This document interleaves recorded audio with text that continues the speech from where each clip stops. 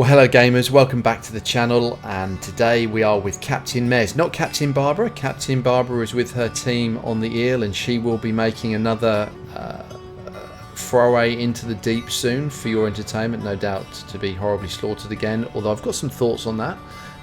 So we'll talk about that in the other episode. But today we're continuing the series looking at the various default subs. A few of you guys have commented in the comments section on my channel that you'd like to see more of these, and thank you for that, guys. It really helps me drive the content into something that you want to watch and hopefully enjoy. So today we're looking at the Azimuth, I think is probably how you pronounce it, which is a scout class submarine.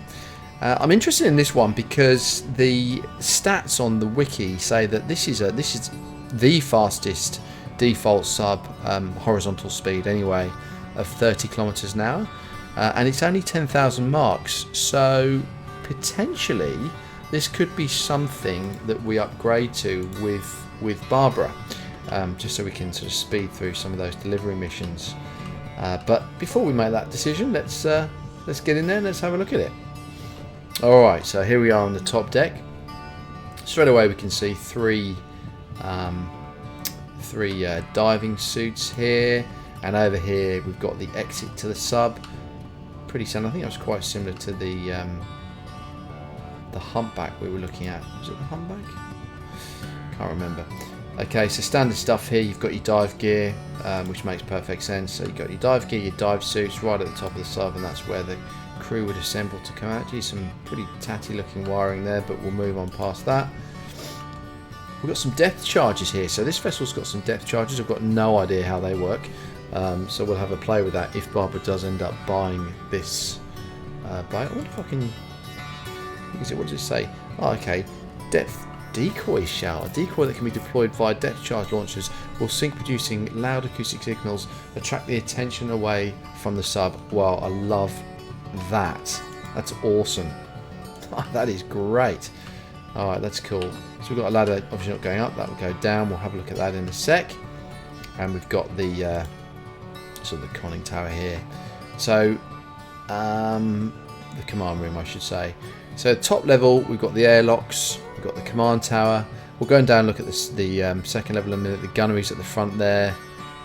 Looks like the electrician, reactor rooms, and the engine room down the bottom. Cargo, interesting. And the two ballast tanks there. So not a massive... It looks like a big sub, but it's got quite a huge area of ballast. So that's interesting. And this sub, by the way, can descend at a maximum speed of 16, which is also the quickest descent of the default subs. So that's pretty cool as well. And obviously you can look out the front there. Now the one thing I didn't look at was the placements of the guns, but we will discover that together. Alright, let's go down to the next floor. So right underneath the command center we've got the armory. Oh, it comes with a decent supply of weapons. Cool. Alright, decent gear. Med stuff. What's this? Just a little medical cabin. We'll carry on down in a sec. Let's just keep going through here. So this is the various junction boxes and the wiring. I need to have a more in-depth look at the wiring, and I will do that with you guys at some stage. You can paint. I guess this is probably part of that new mini game where you can keep your sub up to scratch. You can tidy things up, which is it's not something I'm going to be doing a lot of in the solo campaign. I haven't got time for that, but we can have a bit of a look at that as well. So here's the reactor, no doubt with fuel rods, loads of fuel rods. That's cool. I wonder how efficient this thing is. Idle, it runs at 1.3 megawatts per minute, which is super efficient, way more efficient than the other subs. So that's pretty cool. Over here is the oxygen generator. Been out of the way of the dive team, so not brilliant, but whatever, it doesn't really matter. And we only had 3 dive suits, didn't we? So down the back here, this will be the engine, which is cool. It's near the reactor, so the engine, you know the way I like to play it, the engineer stays near the reactor and they can tinker with that, although we'll have someone running around fixing stuff if we do end up picking up this sub.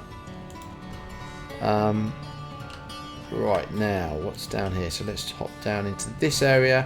So we've got the battery chargers here, cool. It's out of the way. And is this the cargo spot? Okay, so we can store cargo here, which is cool, and I'll tell you why. Because if we determine that we've got something that's going to explode or it's going to be dangerous, at least it's out of the way down here. Probably won't cause catastrophic damage to anything. Batteries will take a bit of flogging, but that's it. And the engine's on the other side of this door, so that is pretty cool. This could be a good little ship for Barbara and the crew. We might need to save up for that. Alright, moving through. So we've seen all that stuff there. We've seen all this bits and bobs. And then obviously this is going to be into the ballast, which we don't really need to take a look at. And then as we move through here, we can see we're in the gunnery. So beneath us is going to be the ballast. Oops, splash in there. And these are the two guns. So we know we've got those depth charges, which is cool. So we can get a bit of trouble, we can drop a depth charge. And then we've got this gun on the bottom of the sub. Super cool. And I'm hoping the other one's going to be on the top.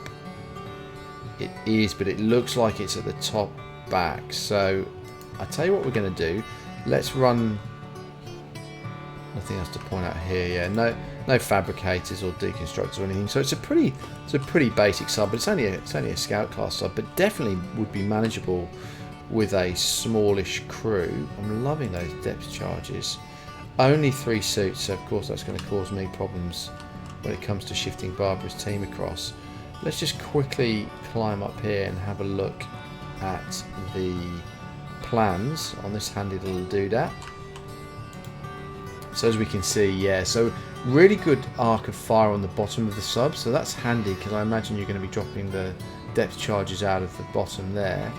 But then a huge blind spot at the front here, which is not ideal. So I guess if you're scouting, or so you're running cargo missions, you're going to be using those depth charges a lot to get the things off the top so you can shoot them down the bottom.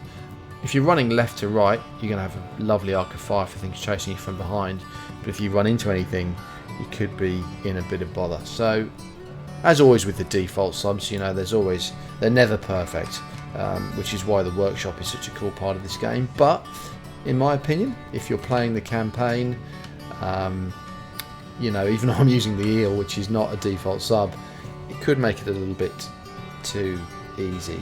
So, you know, I think part of the charm of this game is that there's a bit of chaos, and the default subs seem to be designed in a way to induce that. Anyway, guys, that's the Azimuth. I hope you found that helpful. If you did, you know, feel free to let me know in the comments, or drop me a like. Would be cool too. And if you want to see more of this series, please subscribe, and you'll be told when the next episode is up. All right, next episode for me, we'll all be with Captain Barbara in the rather heavily flogged eel, and I'll be releasing that pretty soon.